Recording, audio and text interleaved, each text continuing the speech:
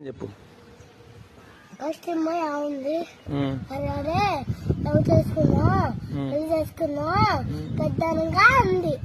అందుగా అంటే నేను మేలు కూర్చున్నా. అప్పుడు మీరు ఉండు వాడు కూడా ఉండవా ఉండవా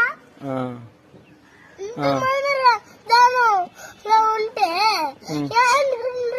వాళ్ళు ఎవరు వాళ్ళందరూ ఏమని